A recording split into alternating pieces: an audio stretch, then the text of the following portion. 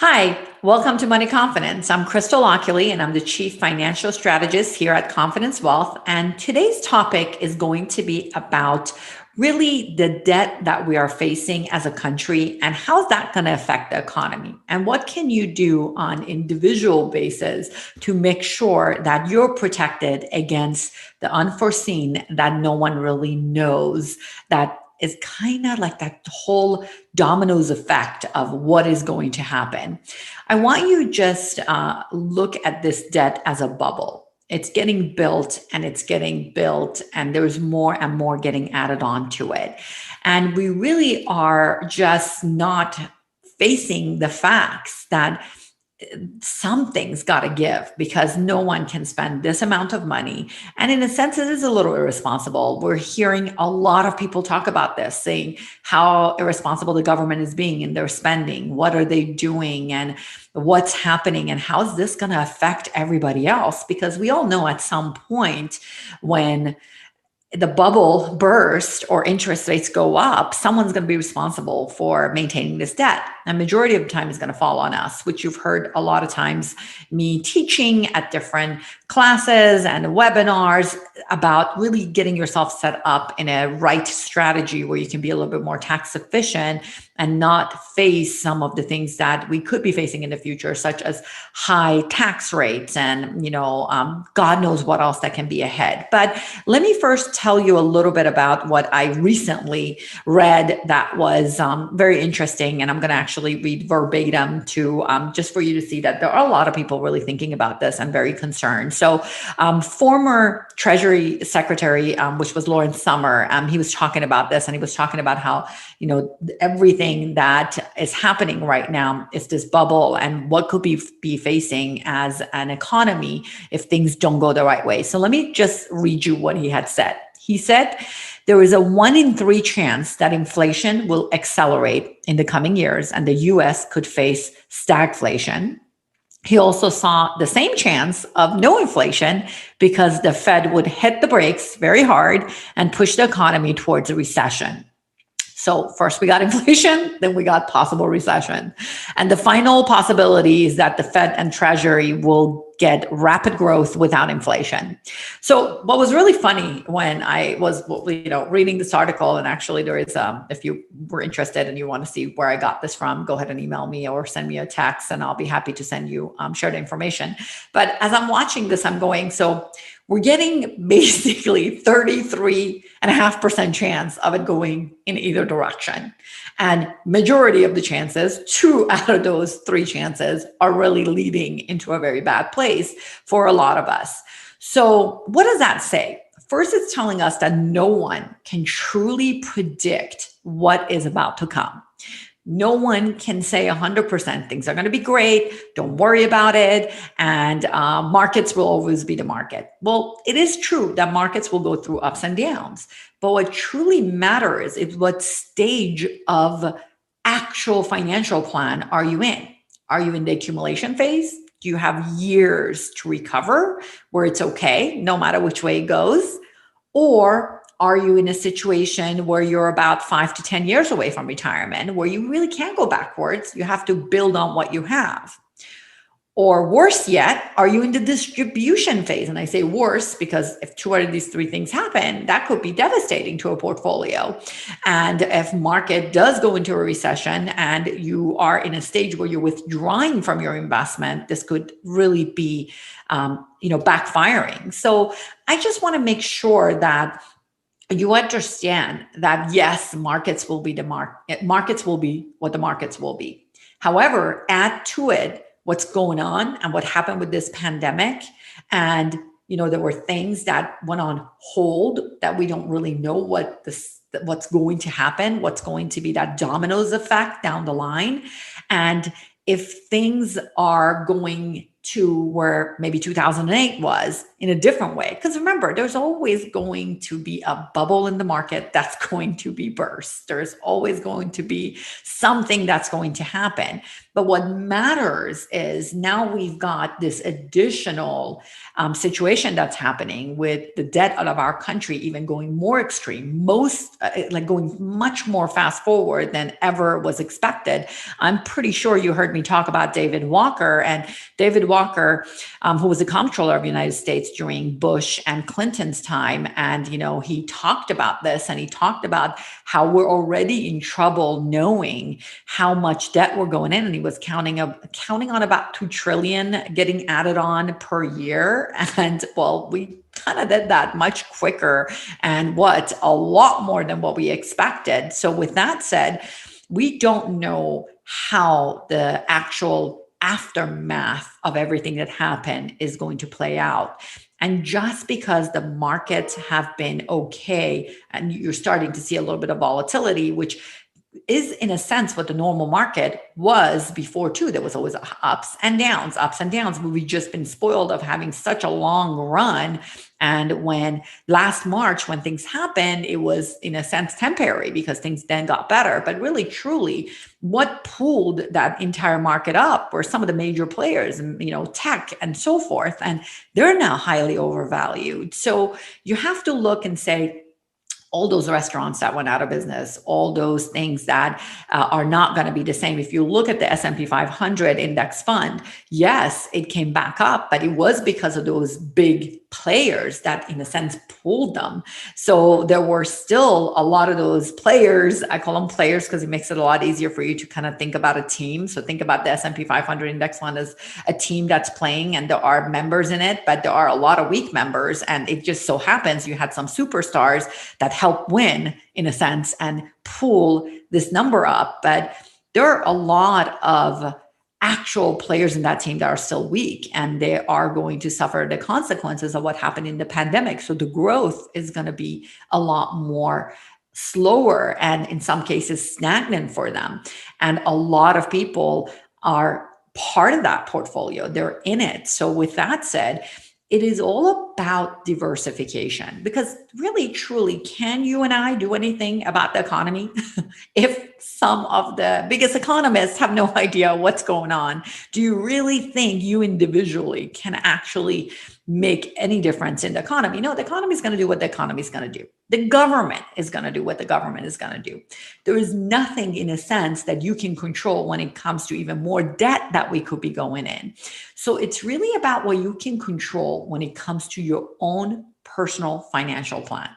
So having a solid plan in place, it means the correct diversification, the right asset allocation, running Monte Carlo and stress tests on your portfolio to make sure it is on the right track. So a lot of times, as clients, if you're seeing me, you're seeing that we're constantly talking about that stress test at Monte Carlo, and we want to always test that in every meeting we have. And there's a reason for it, is that if we know on a worst case scenario, you're going to be successful, then we know we've done our job. Because it's not about sitting here and trying to beat the market. Because listen, everybody at some point will beat the market, and everybody at some point will miss the mark. This has happened throughout many, many, many years with some of the best hedge fund managers, with some of the best people that you see. There's a reason why Warren Buffett said the best way to be in the market is to be there long term. Now, the issue at hand is Warren Buffett doesn't really need necessarily his stream of income in the same way that you do from your portfolio. So yes, in a sense, you can be in the market for the long haul, but you have to have the right strategy in place. And if you're being aggressive and you think that everything is going to work itself out, it really depends on what stage you're in and that sequence of return, the SOR risk. So you have to make sure that your diversification is solid. You need to really understand your cash flow, what that means. What are you going to spend during your permanent vacation? I know some people call it golden years. I like permanent vacation. What are you going to spend during that permanent vacation? Because every day is like the weekend, and you want to have some fun. And you really don't want to be in a situation where you were arrogant and overconfident about the way you were investing, and you thought everything is going to work itself out and it's okay. The problem is that one time if it's not okay? Are you going to survive it? Are you going to be able to maintain your lifestyle? And that is really what it's about: personal risk tolerance and maintaining that lifestyle and what you want to create as a legacy. So, looking at what your personal goals are and making sure that you are addressing that solid plan in place is the key. So, one of the things that we do when we're working with clients is, yes, analyze their risk analysis, but really having a plan in place that things go bad, where's the safety net? And if that safety net in place, that's why I sleep at night, knowing my clients are going to be okay. Because that safety net is what keeps us making sure that you're always on the right track, that you don't have to give up the lifestyle of what you wanted to achieve during retirement. So if you're listening to this and you're thinking, you know what, Crystal, I've been doing my own investment planning for a long time and it has all worked out because I went through 2000 and I was okay. I went through 2008 and I was okay. I want you to look back and say, where was I at that stage? Was I still adding money to my portfolio? Because if you were adding money to your portfolio, then you were buying things at dollar cost averaging, helping your portfolio recover much quicker. So really understand that stage you're in and don't be too arrogant about it, thinking things are going to be okay. What you actually want to do is the opposite. Say, what if things are not okay? Is my plan going to sustain itself? Am I going to be on the right track? Because as you can see, the biggest economists have no idea and they're very concerned. And really, our country is not being very fiscally responsible with the amount of debt they just keep adding, the spending they keep adding. I want you to just imagine if that's what you did on a personal level, how would that look like if you just kept adding credit card debt after credit card debt after credit card debt, thinking it's all going to be okay because interest rates are low? Well, interest rates can change and anything can really switch the shift of what's happening in this economy. And we don't know what we are facing. I'm actually very concerned myself. And I've been talking about this. I've been talking about this for a very long time, that with the debt our country is going in, and this was before the pandemic, because already before the pandemic, we were pretty bad to begin with, let alone what's happening now. It just can't be that we're going to print money and everything is going to be okay. There is going to be some sort of a consequence. And yes, you know what, maybe as Lauren Summers says, there is one out of that, three chance or whatever that things may somehow work themselves out. But I like to think that we have to have a solid plan in place, that if things in the economy, in the market doesn't work out, do we have a steady plan in place? Now, you can't test against every black swan that can happen. Don't get me wrong.